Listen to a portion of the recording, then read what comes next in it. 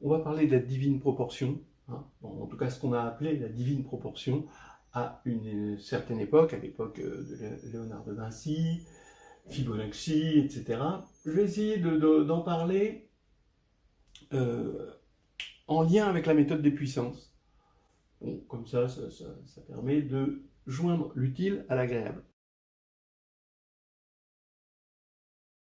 Alors, regardons, hein, euh, on part de ce qu'on a appelé le nombre d'or. Hein, voilà. Bon, vraiment, il y a eu beaucoup de louanges autour de cette histoire-là, et c'est vrai que c'est assez fascinant. Donc ce nombre d'or, c'est phi égale 1 plus racine de 5 sur 2. C'est la racine positive de x2 moins x moins 1, et c'est à peu près égal à 1,618. Partons de cette divine proportion, c'est-à-dire cette espèce de rectangle dans lequel on aimait construire les choses pour qu'elles soient jolies, selon un certain canon de la beauté. Qu'est-ce que cette équation exprime? Cette équation exprime la chose suivante, hein. Vous prenez un rectangle ici, d'accord, de largeur, on va dire 1, de longueur phi, et à partir de là, vous tirez un carré, donc forcément ici de côté phi, et là, vous allez obtenir ici, eh bien, un rectangle qui va être aux mêmes proportions que le rectangle de départ. C'est ça qui est extraordinaire et qui est exprimé par cette équation, parce que quand on va faire phi sur 1, ça va être égal exactement à 1 plus phi, parce que maintenant le plus grand côté, évidemment, devient celui-ci, puisqu'on a ajouté quelque chose, sur phi. Et vous pouvez voir que ça correspond bien à l'annulation de ce polynôme. Voilà. Alors, peut-être, on va supposer que le côté divin de cette proportion pourrait venir de la chose suivante, que c'est un état limite, en quelque sorte. Regardons, on part d'un rectangle quelconque, d'accord, avec une longueur et une largeur. Juste qu'on ne va pas prendre un rectangle totalement nul, totalement dégénéré, mais on prend voilà, un rectangle, et c'est le rectangle noir ici. Et on va construire une suite de rectangles. Alors comment? Ben, ici, à partir du côté, alors je ne dis pas petit côté ou grand côté, hein, d'accord? Je vais dire là, dans un premier temps, du côté droit, eh bien, je vais tirer un carré, là, ici. Puis ensuite, ben, je tourne de 90 degrés. Ici, je vais tirer un carré. Puis je tourne encore de 90 degrés, je vais tirer un carré, etc., etc. D'accord? Donc on fait une espèce de spirale, hein. On construit ces carrés en spirale. Et je veux voir la limite de ce rectangle. Alors la limite de ce rectangle, malheureusement, on ne la verra pas. Pourquoi? Parce que il va être infini. Donc ça, étant donné que la limite est infinie, on ne peut pas parler de rectangle. Tout ce qu'on peut dire, c'est qu'on va normaliser ces rectangles. Alors comment normaliser ces rectangles? Normaliser, c'est-à-dire que un rectangle, le rectangle ici comme ceci, on va regarder son image par une similitude, d'accord, pour le rendre toujours visible, de sorte à ce que la diagonale soit égale à 1, de longueur 1. Voilà. Donc vous allez avoir une suite de rectangles qui là va être bien définie, hein, où vous allez ici faire en sorte que les rectangles partent ici d'ici, et vous allez avoir cette suite de rectangles qui correspond à l'image de la suite de rectangles. Alors on envoie d'abord ce point, ensuite ce point, etc., là-dessus, pour obtenir un rectangle ici, et par une similitude, de sorte à ce que la diagonale fasse voilà. Eh bien, cette loi de la divine proportion va nous dire que la suite de rectangles tend vers un rectangle d'or, c'est-à-dire un rectangle dont on était parti ici. Alors maintenant, on va voir le lien avec la méthode des puissances, mais dans un cadre particulier, dans celui-ci. Ensuite, on essaiera de faire une petite généralisation. On va faire le lien avec cette méthode des puissances. Regardez ce qui se passe. En fait, on voit que cette construction nous amène naturellement à un problème d'algèbre linéaire. Pourquoi? Donc là, j'ai rajouté les longueurs. Je pars d'une longueur x0, y0. Je pars d'un système de longueur-largeur du rectangle x0, y0. Puis ensuite, je vais appeler x1, y1 là. D'accord. Ensuite, vous voyez, x2 va être ici et y2 là. D'accord. Etc. Vous allez avoir x3 ici, y3 là, etc. Puis on tourne comme ça en spirale. Eh bien, ce qu'on a fait, c'est juste des additions. On est vraiment dans l'algèbre linéaire. Vous avez xn plus 1, yn plus 1 est égal à la matrice 0, 1, 1, 1, xn, yn, effectivement, puisque xn plus 1, ça va être égal à yn, d'accord? Et puis yn plus 1, ça va être xn plus yn, selon notre récurrence. C'est-à-dire que j'appelle A cette matrice-là. Vous aurez reconnu la matrice compagnon de x2 moins x moins 1, c'est-à-dire ce polynôme-là. Et je vais appeler un ce vecteur-là, de sorte à ce que un plus 1 est égal à un. D'accord? Et qu'est-ce qu'on fait en fait en passant de ce rectangle-là à un rectangle normalisé? On divise, on a un vecteur Vn, d'accord? On étudie un vecteur Vn qui est simplement un divisé par la norme quadratique de un pour avoir le xn carré plus yn carré égale 1. C'est bien exactement ce que l'on veut. Alors, donc on va étudier évidemment cette suite. D'accord? Et en fait, ça implique que un est égal à an u0. Alors faisons l'étude de A. Bon, son polynôme caractéristique, c'est x2 moins x moins 1, que vous ayez vu ou non que c'est la matrice compagnon de ce polynôme. Donc les valeurs propres, ça va être le fameux phi. Et quelle est l'autre valeur propre? Eh bien, ça va être phi'.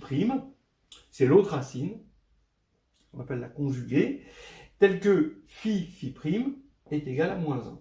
D'accord? Donc ça veut dire que maintenant, comme phi c'est 1,6, ça va être, en valeur absolue, ça va être négatif déjà, et en valeur absolue, strictement plus petit que 1. Maintenant, quels sont les vecteurs propres? Alors ça aussi c'est important. Pour une matrice compagnon, c'est pas difficile les vecteurs propres.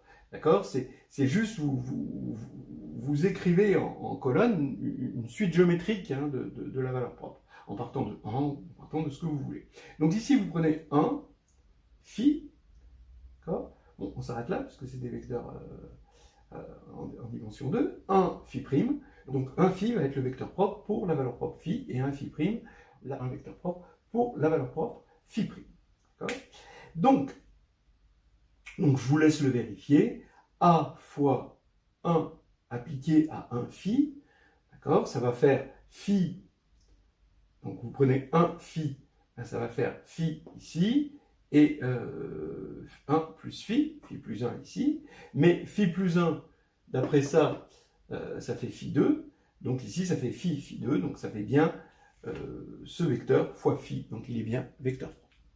Voilà, donc on est dans un cadre diagonalisable, et qu'est-ce qu'on est en train de dire quand on dit que la suite de rectangles normalisés va tendre vers un rectangle d'or? C'est simplement la méthode des puissances, qui possède évidemment des hypothèses dont on va parler, mais on va dire que la suite des Vn va tendre vers un vecteur propre pour la valeur propre phi. Alors pourquoi la valeur propre phi? Pourquoi pas la valeur propre phi'? Ça, c'est parce que phi, c'est la valeur propre la plus grande, et l'autre va s'écraser devant phi. Voilà. Alors maintenant, donc, on comprend un petit peu, non pas la preuve de ça, parce que ça repose sur la méthode des puissances, mais au moins le lien entre ce rectangle limite et la méthode des puissances. Voilà. Maintenant, on va parler un petit peu de la méthode des puissances. Bon, alors je vais vous présenter, c'est pas la méthode des puissances, mais disons c'est un avatar de la méthode des puissances. Ça peut être avec d'autres hypothèses, bon, on peut l'avoir sous pas mal de formes. Mais voilà, je vais partir de ces hypothèses-là pour la méthode des puissances. Je travaille dans Mn de R. Je vais partir d'une matrice réelle diagonalisable avec sa plus grande valeur propre. Je vais supposer que sa plus grande valeur propre en module, hein, a priori les valeurs propres, donc diagonalisable sur C, hein, ça peut être diagonalisable sur C, il n'y a pas de souci, mais sa plus grande valeur propre, j'exige qu'elle soit réelle, forcément non nulle, parce que j'exige aussi qu'elle soit strictement supérieure en module, ici c'est en valeur absolue, au module des autres. Et les autres, je les ordonne comme ceci. Voilà. Donc, deux choses, hein. Bon, bien sûr, diagonalisable, mais surtout, lambda 1, la plus grande, est réelle, et lambda 1 ici va être strictement plus grande en module que les autres. Donc c'est ce qui se passe pour la matrice A de tout à l'heure, on avait ses valeurs propres phi et phi'. D'accord ? On verra après un autre exemple. Voilà. Alors, ici, je vais partir d'un vecteur U0 égal à la somme de i égale 1 à n de eta i, ei, mais je demande à ce que eta 1 soit différent de 0. Voilà. Donc, voilà, ça c'est encore dans les hypothèses. Alors maintenant, je vais construire, comme tout à l'heure, presque comme tout à l'heure, hein, une suite d'itérés normalisés. Tout à l'heure, ce que je faisais, c'était uk plus 1 égale a uk. Là, ça va pas être tout à fait pareil, mais ça revient au même. Je vous laisse vous convaincre que ça revient au même par linéarité.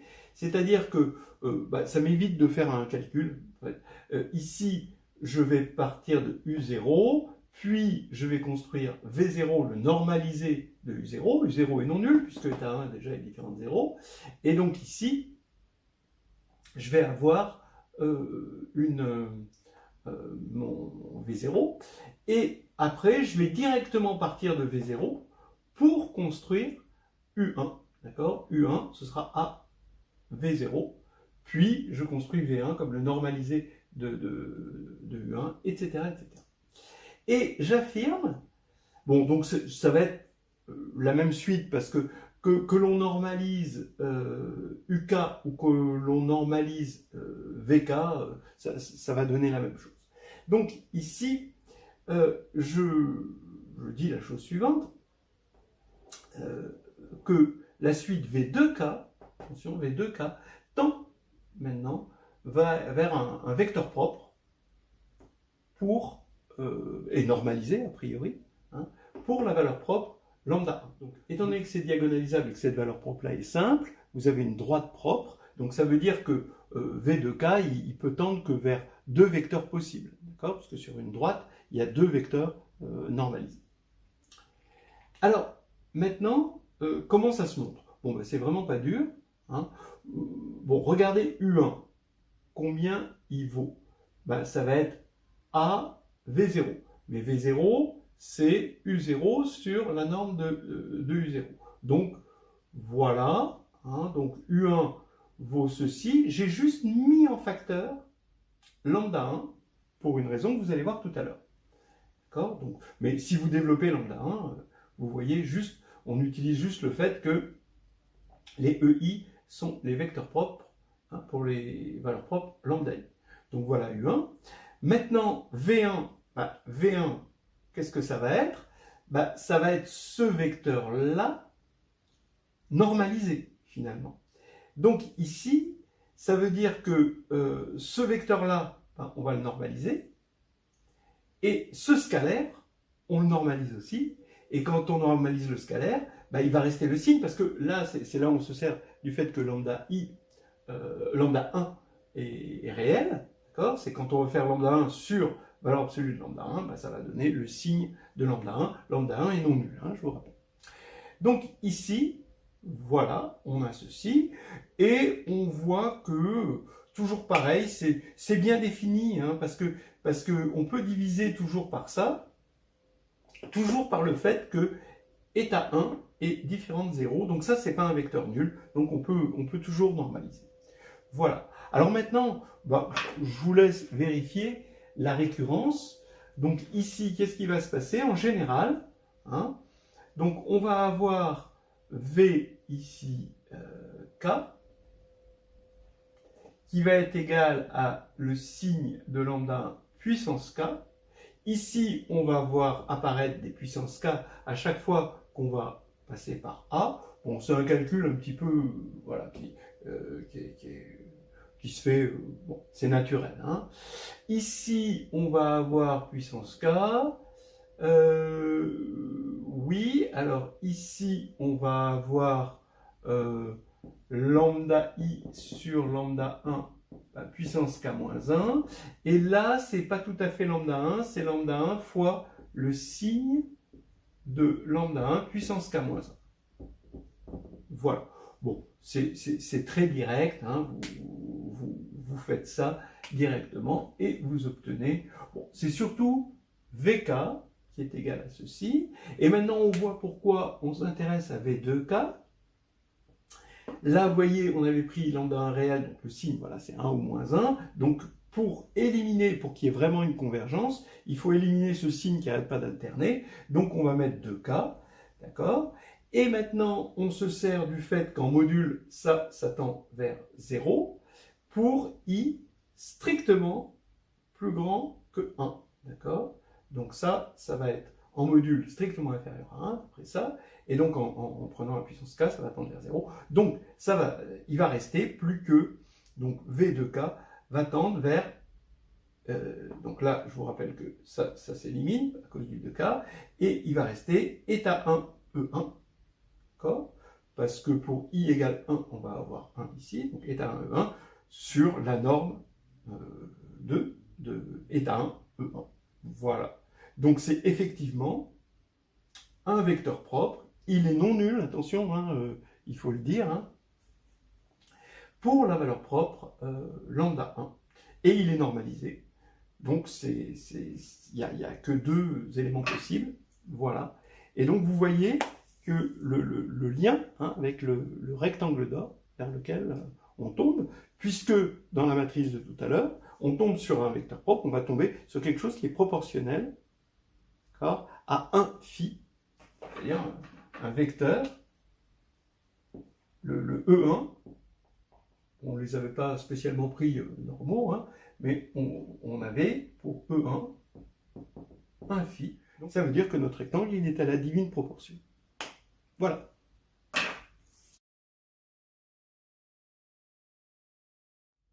Alors, il reste quand même, si on veut vraiment être précis, à dire il peut y avoir des accidents.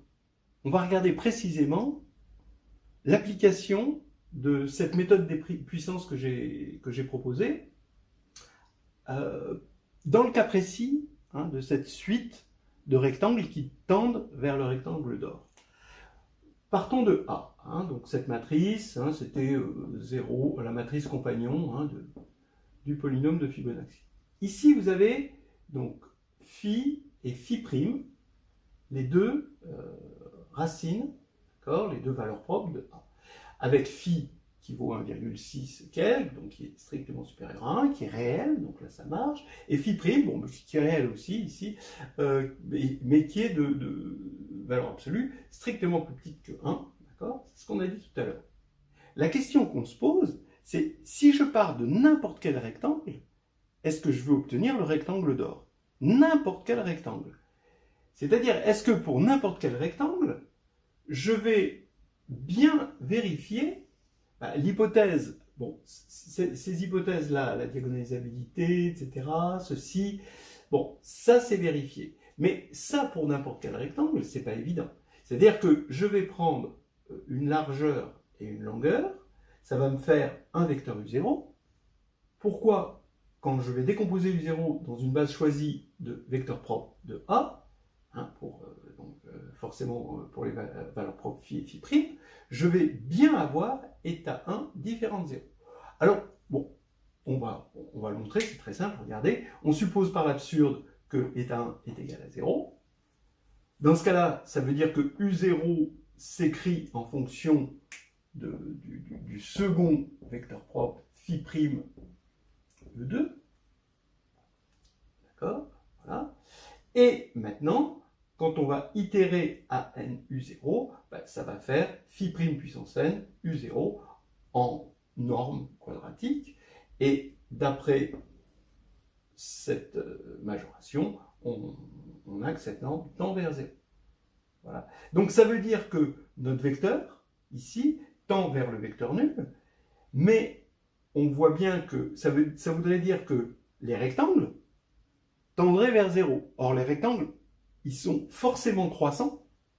On ne peut pas être croissant et tendre vers 0. Pourquoi ils sont croissants? Parce que les longueurs, c'est strictement positif, et donc on ajoute des choses positives, donc je vous laisse vous convaincre que ça c'est impossible. Donc, ça veut dire que état 1 est bien différent de 0, parce que sinon, on aurait un rétrécissement des rectangles, et on voit que ça c'est impossible. Voilà. Là, on a vraiment terminé, et maintenant, on va illustrer encore cette même méthode, mais en dimension 3 cette fois-ci, avec ce qu'on appelle le nombre plastique. Et on va retrouver, avec bonheur, la suite de Perrin, qu'on a aussi appelée la suite de Fibonacci à cause des analogies avec Fibonacci. Voilà.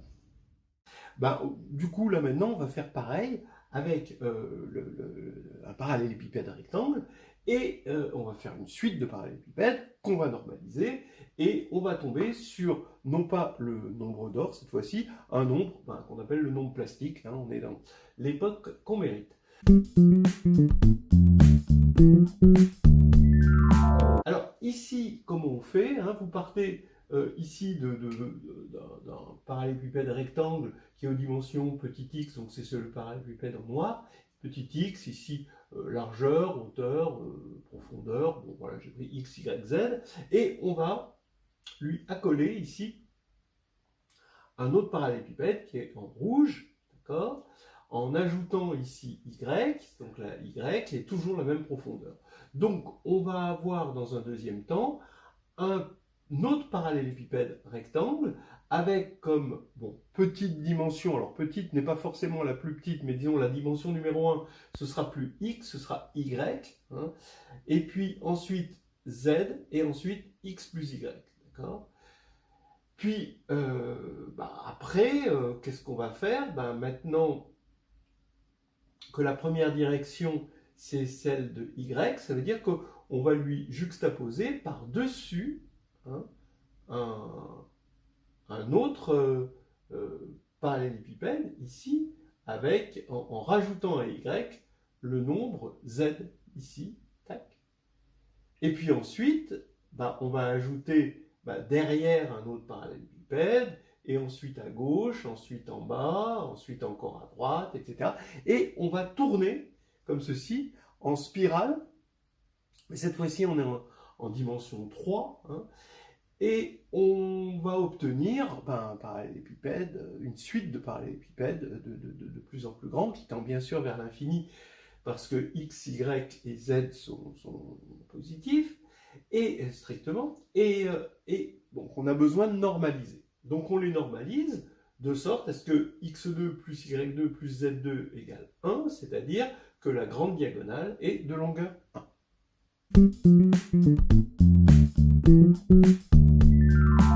Voilà. Alors bon, donc ça c'est voilà pour la construction. Ça veut dire maintenant, encore une fois, ce qu'on a fait, c'est géométriquement de l'algèbre linéaire, c'est-à-dire que on va avoir une suite, hein, où ça c'est donc les dimensions du parallélépipède, xn plus 1, yn plus 1, zn plus 1, c'est égal au vecteur yn, zn, xn plus yn. D'accord? exactement ce qu'on a fait, en partant d'une largeur L, une hauteur H et une profondeur P, qui sont, on va tous les supposer, évidemment, strictement positifs. D'accord ? Donc ça, j'appelle ça U0. Donc je vais avoir une suite récurrente, ici UN, et ça va être UN plus 1 égale AUN, avec A, cette matrice-là, que vous pouvez vérifier par cette formule. D'accord ? Et cette matrice, c'est la matrice compagnon. Alors bien sûr, vous avez deux matrices compagnons, attention, une matrice compagnon et sa transposée, donc c'est une des deux, mais je vais dire la matrice compagnon quand même, ici, du polynôme x3 moins x moins 1, qui est venu remplacer donc le polynôme de Fibonacci, x2 moins x moins 1. Voilà.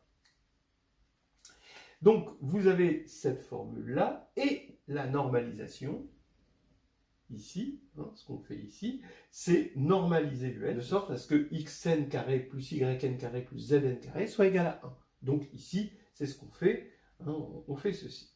En faisant ceci, eh bien, on remarque qu'on a un égale an u0, et vn, la normalisation, bien sûr, toujours de un. Donc il faut calculer a puissance n, donc il faut faire, évidemment, de la réduction. Et ça, c'est quelque chose qu'on a vu la dernière fois, donc dans la dernière vidéo sur la divine proportion et le nombre d'or. Eh bien, c'est que lambda est une valeur propre de A. Si et seulement si, bah oui, si et seulement si son polynôme caractéristique, ça c'est évident, et annule lambda.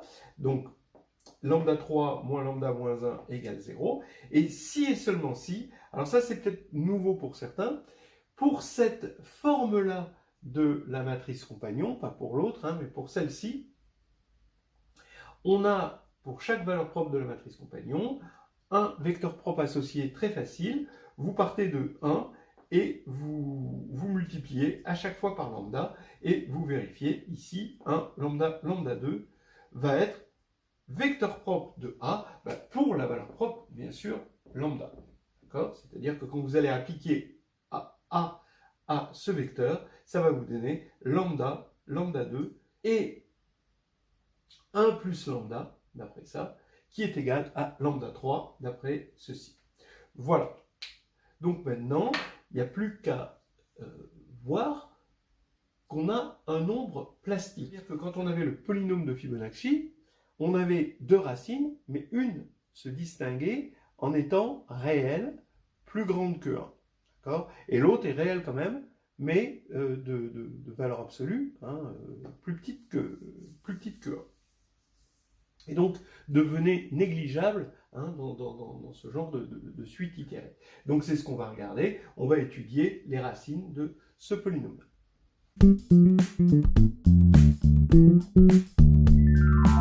Alors, on voit qu'il est important de prouver que on a un... Donc pour cette méthode des puissances, vous vous rappelez que pour qu'elle marche, il faut qu'il y ait une racine réelle, a priori, qui se distingue en modules. Bon, alors là, c'est exactement ce qui va se passer. x3 moins x moins 1 possède une seule racine réelle, psi. Alors donc traditionnellement, ça va être le nombre plastique qu'on appelle psi. Et deux racines complexes conjuguées, alpha, alpha bar, complexe, c'est un nom réel, avec psi strictement supérieur à 1 et alpha en module strictement inférieur à 1, alpha carré ou alpha, c'est comme vous voulez. Pareil. Alors, donc voilà, ça va être le truc important qui fait qu'on peut appliquer la méthode des puissances.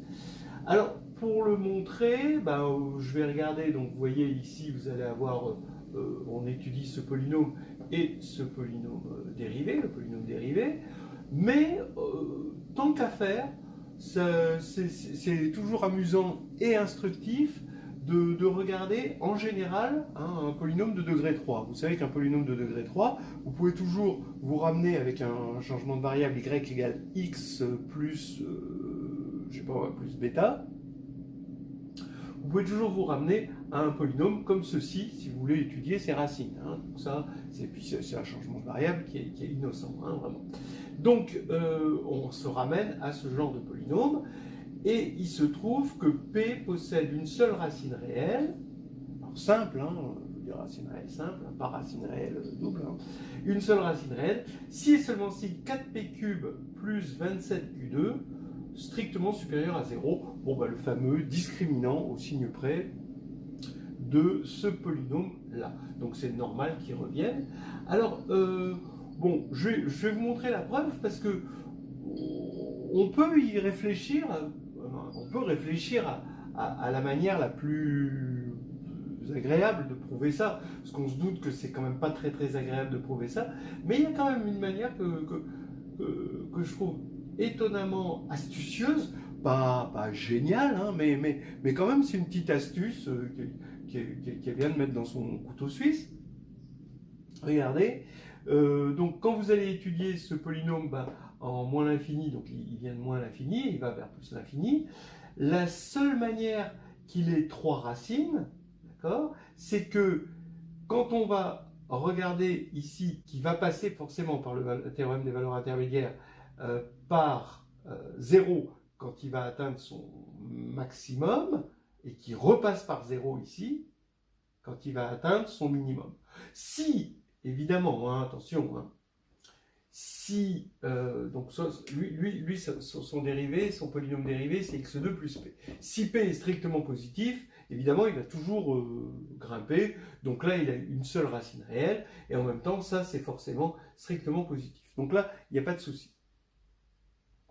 Maintenant, s'il a un maximum et un minimum, c'est-à-dire si p est négatif, bon, là, je vais même rajouter ici, dans le premier cas, P positif ou nul. Hein. Là, je vais avoir un maximum, un minimum, et puis atteint en des abscisses opposées, hein, que je vais appeler lambda et moins lambda. Et ici, voilà, c'est exactement la situation que je veux éviter, parce que là, j'ai trois racines. Hein. Et donc, c'est la situation où P de moins lambda est strictement positif et P de lambda est strictement négatif. Mais ça revient à dire qu'ils ne sont pas de même signe. Parce que s'ils ne sont pas de même signe, étant donné que la dérivée, d'accord, elle va faire plus, moins, plus, s'ils ne sont pas de même signe, c'est que forcément lui c'est positif et lui c'est négatif. Donc en fait, je me ramène à cette inégalité, d'accord. Lambda, c'est la racine positive du polynôme dérivé, donc lambda 2 est égal à moins p sur 3, et ce que je veux pas, c'est avoir p de lambda, p de moins lambda négatif, c'est-à-dire ce que je veux, c'est p de lambda, p de moins lambda strictement positif.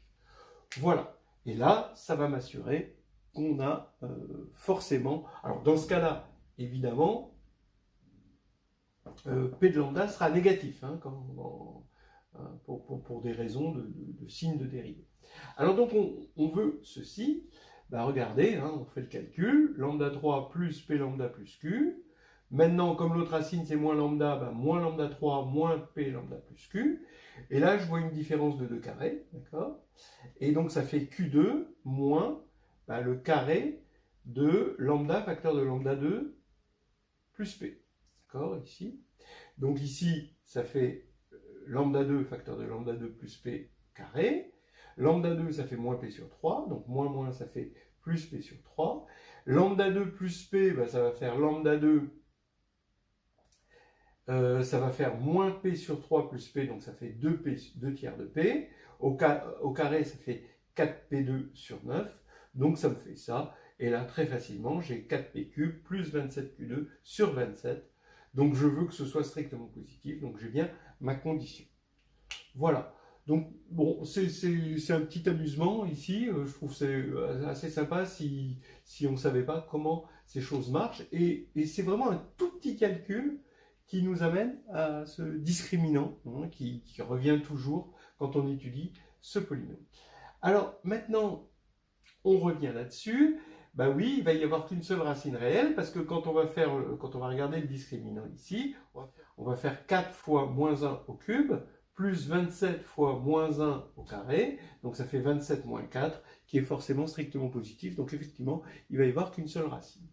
Alors maintenant, ben, on réalise aussi que 1 a pour image moins 1, d'accord? Parce que 1 ici a pour image moins 1. Donc on est encore dans le négatif. Ici, on va avoir, d'accord, quelque chose comme ça, hein, d'accord, pour notre polynôme, avec nos deux racines, mais qui vont donner des images dont le produit est positif, mais qui sont toutes les deux dans le négatif.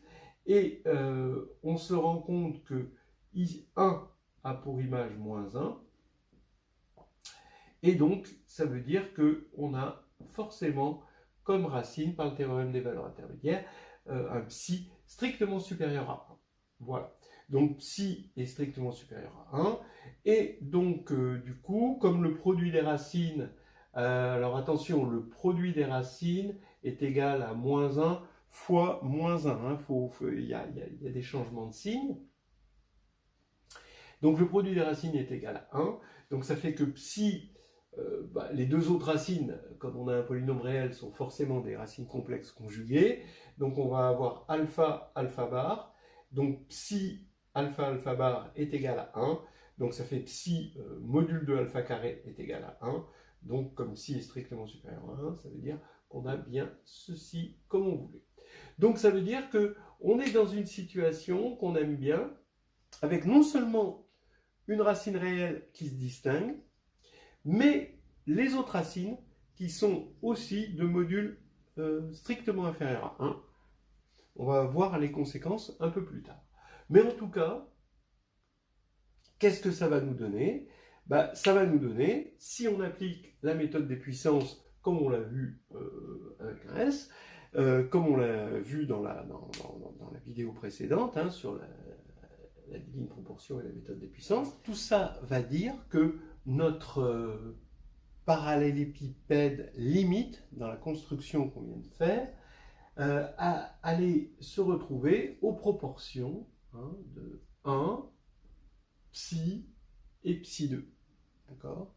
Voilà, avis aux architectes. C'est d'ailleurs pour ça, je pense que ça a été appelé nombre plastique lié aux arts plastiques, un espèce de volume idéal pour une pièce.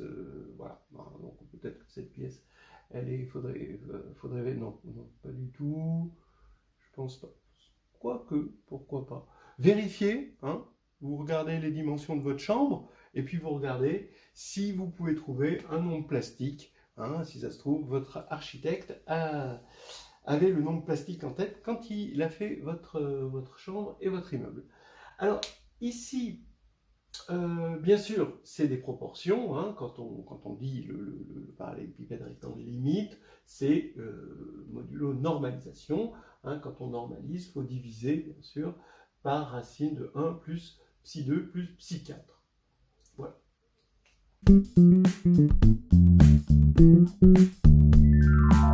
Alors maintenant, si on veut savoir un peu plus sur ce nombre plastique, évidemment, vous voyez que c'est un cousin du nombre d'or. Ils vont avoir beaucoup de points en commun. Alors, bien sûr, la méthode de Cardan, elle vous permet d'avoir une expression avec, en termes de radicaux de psi, hein, évidemment. Hein, je vous rappelle qu'une équation de degré 3, elle se résout par radicaux. Et on sait, on a des méthodes. Donc voilà, bon, c'est pas très illuminant. Il vaut à peu près 1,3247. Ça va être assez important quand on va continuer. Il va avoir une caractérisation très particulière. Hein. Ça va être le nombre tel que tata, et qui vérifie tata. Ça, c'est quelque chose quand même d'intéressant. Et donc dans la cousinade, hein, donc son cousin le plus proche, c'est quand même le nombre d'or. Alors le nombre d'or qui lui a une expression comme la racine de 1 plus racine de 1 plus racine de, etc. Eh bien là c'est pareil. Hein, vous prenez la suite xn plus 1 égale racine cubique de 1 plus xn avec un x0 positif, et ça va, en étudiant cette fonction, bon, c'est pas difficile de voir qu'elle a un seul point fixe et que ça va être le nombre plastique. et que c'est un point fixe attractif. Et donc vous allez avoir psi égale racine cubique de 1 plus racine cubique de 1 plus etc. etc. En revanche, je vous rappelle que le nombre d'or, c'est 1 plus 1 sur 1 plus 1 sur 1 plus etc. etc. Vous n'allez pas avoir quelque chose d'aussi joli pour le nombre plastique. Évidemment, hein, le nombre plastique va avoir une décomposition en fraction continue, mais elle va être loin d'être aussi jolie, ne serait-ce que par un théorème qui dit que quand qu'une fraction continue est périodique, donc il va y avoir les nombres qui apparaissent dans la fraction continue possèdent une certaine période, si et seulement si le nombre est quadratique. Or, psi n'est pas quadratique, hein, il est solution d'un polynôme de degré 3, là, il est loin d'être quadratique. Ensuite, encore une autre cousinade qui le relie au nombre d'or. On avait vu dans une série de vidéos la suite des nombres de Perrin, donc pour 0 ça fait 3, 0 et 2, et ensuite hein, on applique l'équation caractéristique de la suite linéaire récurrente, ça va être x3 moins x moins 1, exactement pareil. Donc ici on ajoute 3 plus 0 pour donner 3, 0 plus 2 pour donner 2, 2 plus 3 ça fait 5, là ça fait 5, ensuite 7. On avait vu que c'était la suite donc, des nombres de Perrin, qu'elle avait une propriété particulière, c'est que si P est premier, alors petit p divise grand P indice petit p, voilà, et que la suite Pn est égale donc du coup à la somme des puissances n des racines. Donc c'est des sommes de Newton hein, pour le polynôme x3 moins x moins 1. Donc c'est psi puissance n plus alpha puissance n plus alpha bar puissance n. Pourquoi parce que chacune de ces suites géométriques là va vérifier la relation de récurrence de Perrin, hein, d'accord, c'est-à-dire que ça plus ça est égal à ça. Bon, ça c'est évident parce que la raison est égale à une des racines de ce polynôme. Donc la somme aussi. Donc maintenant, il suffit de vérifier sur les trois premiers termes, puisque c'est une relation de récurrence d'ordre 3, il suffit de vérifier sur les trois premiers termes que ça marche, et avec les relations coefficient-racine, ça marche. Bon, en gros, hein, c'est une façon rapide de dire des choses qui avaient déjà été dites dans les vidéos précédentes sur la suite de Perrin. Donc maintenant, c'est là qu'on va se servir hein, du fait que psi est strictement supérieur à 1 et que alpha en module est strictement inférieur à 1 pour voir que ceci, c'est négligeable. Et donc, on va avoir psi égale limite de P indice n plus 1 sur Pn. De la même manière que son cousin phi, le nombre d'or, était la limite de Fn plus 1 sur Fn, où Fn c'était la suite de Fibonacci. Alors, vous allez me dire oui, mais pour ce rapport-là, on n'a pas besoin que lui soit strictement inférieur à 1, on a juste besoin que psi soit le plus grand de tous en module. Hein. C'est ça qui permet de nous apporter ça. Alors oui, effectivement, mais regardez, maintenant on va regarder la propriété spécifique du nombre plastique et du nombre d'or qui est liée au fait que ce sont des nombres strictement supérieurs à 1 dont les conjugués, parce que donc, ça on va appeler ça les conjugués, les autres racines du polynôme dont il est issu, les conjugués sont de modules strictement inférieurs à 1. Regardez, eh bien, calculez psi, vous prenez psi, prenez cette approximation, hein, puissance 10, d'accord, faites-le à la calculette, et vous allez tomber sur un nombre qui est presque entier. Voilà. Alors, regardez, hein, vous mettez à la puissance 10, ben effectivement, à la puissance 10, à cause de ce phénomène, ça va tendre vers 0, ça va tendre vers 0, et donc ça va être, on va avoir une famille, une suite géométrique de presque entiers. c'est-à-dire un nombre qui ressemble beaucoup à des entiers. Donc, psi n est un presque entier. Alors, on avait d'autres presque entiers, effectivement. De la même manière, phi n, prenez une approximation de phi, d'accord, que va vous donner votre calculette, vous mettez à la puissance 10, 20, etc., et vous allez avoir des entiers, pratiquement des entiers, hein, des nombres presque entiers. Et donc, c'est des suites géométriques de nombres presque entiers. Alors, pourquoi? Pareil, parce que phi puissance n plus phi prime, donc l'autre racine du polynôme x2 moins x moins 1 puissance n, ça c'est un polynôme symétrique des racines, donc ça c'est un entier, puisqu'il va s'écrire en fonction des coefficients du polynôme x2 moins x moins 1 qui est unitaire, donc c'est important pour dire que c'est entier, sinon il faudrait diviser par le coefficient là, principal. Donc ici, vous allez avoir ça qui est entier, mais lui qui devient négligeable, donc phi n est presque entier. D'accord? Donc je ne sais pas comment, il faudrait un signe presque appartient à, appartient presque à. D'accord, voilà. Bon, donc phi n, et puis aussi autre chose, tant qu'on y est, phi n sur racine de 5 est un presque entier. Oui, puisque f n, la suite de Fibonacci, est égale à phi n sur racine de 5 moins phi prime n sur racine de 5. Hein.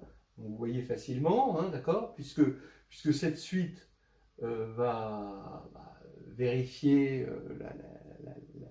la récurrence linéaire de Fibonacci, et les premiers termes, en n égale 0, ça va faire 1 moins 1, donc ça fait 0, comme la suite de Fibonacci, et le deuxième terme, ça va faire phi moins phi prime, donc ça c'est le discriminant qui est racine de 5, et donc ça va bien faire racine de 5 sur racine de 5, c'est-à-dire 1. Donc on a bien égalité, et du coup, comme ça devient négligeable, vous voyez que phi n sur racine de 5 est égal à presque à fn qui est un entier. Donc lui aussi est un presque entier. Alors, ça va nous amener à d'autres vidéos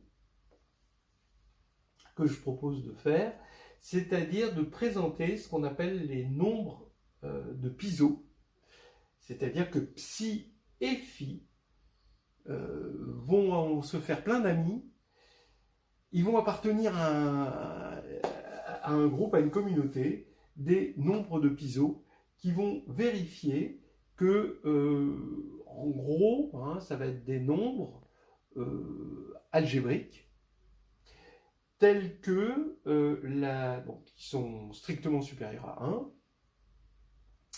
et tels qu'il existe une suite géométrique. Donc là, ici, le premier terme, un certain lambda, la lambda est 1 sur racine de 5, et de raison, justement, ces nombres de Piso, qui est un presque entier. Voilà. Donc ça, c'est vraiment une petite aventure passionnante qui part encore des nombres de Fibonacci. Et vous allez voir que le nombre plastique et le nombre de Fibonacci ont une caractéristique dans l'ensemble des nombres de Piso. Ça, c'est encore quelque chose de passionnant, mais on le verra plus tard.